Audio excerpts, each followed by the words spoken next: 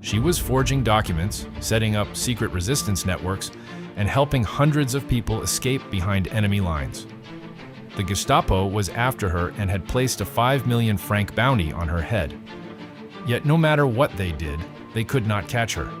That is why the Gestapo agents gave her a nickname among themselves.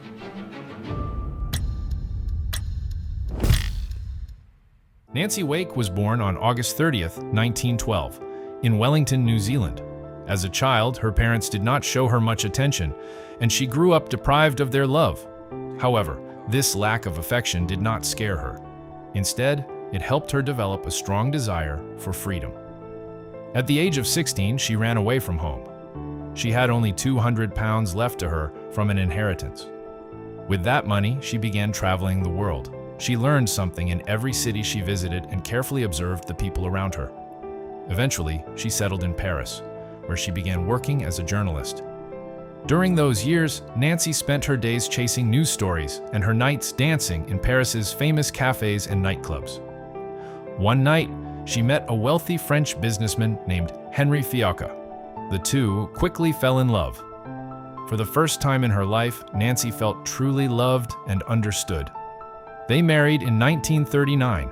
Everything seemed perfect, but Europe was rapidly descending into darkness, and history was about to write a very different story for Nancy Wake.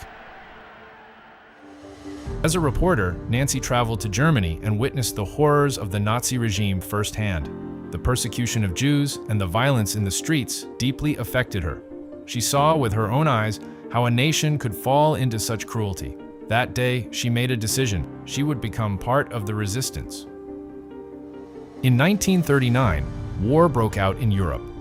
Nancy refused to remain idle. Using her own money, she bought an ambulance and joined a volunteer medical unit. She transported wounded soldiers and civilians to hospitals and often held the hands of the dying in their final moments. Then, in 1940, Germany invaded France. Swastika flags began flying across Paris, even on the Eiffel Tower. The city that had once been a symbol of freedom and art was now under Nazi occupation. Nancy soon joined the French resistance. At first, her tasks were small, carrying secret messages, preparing false identities, and connecting members of the resistance network. But her role quickly expanded. She hid downed Allied pilots and secretly helped soldiers escape to the Spanish border. Each mission carried the constant risk of death. Checkpoints, interrogations, and patrols were everywhere. On one occasion, a German officer stopped her. Nancy remained calm. She smiled, adjusted her hair, and behaved like an ordinary Parisian woman. The officer let her go. That day, the documents Nancy carried saved dozens of lives. The Gestapo began to notice this mysterious resistance fighter. Nancy Wake was placed on their most wanted list, but Nancy always managed to slip away. She would be seen in one city and appear in another the next day. Using secret escape routes and false identities, she repeatedly passed through enemy checkpoints. To the Gestapo, it seemed as if she vanished into thin air. Eventually, her file received a code name: White Mouse. By 1943, the Gestapo's net was closing in. Nancy knew she could no longer stay in France. She had to leave, but doing so meant leaving behind the man she loved. In the middle of winter, she crossed the mountains on foot, moving through the darkness while avoiding German patrols. She came close to being captured many times, but each time she narrowly escaped. When she arrived in London, Nancy was recruited and trained by a secret organization created by Winston Churchill to conduct sabotage and support resistance movements in occupied Europe. The program was extremely demanding and many recruits struggled to keep up. But Nancy quickly impressed her instructors. One of them later wrote, "She was the toughest and least complaining person in the group." In 1944, Nancy parachuted back into France under the cover of darkness. The land beneath her was still occupied by Nazi forces. In the mountains, she joined groups of Maquis resistance fighters who were conducting guerrilla attacks against German troops. At first, some were surprised that a woman had taken such a role. But her courage and determination quickly earned their respect. At one point, German forces launched a sudden raid on the resistance camp. Communication with London was cut off, and the codebooks were destroyed.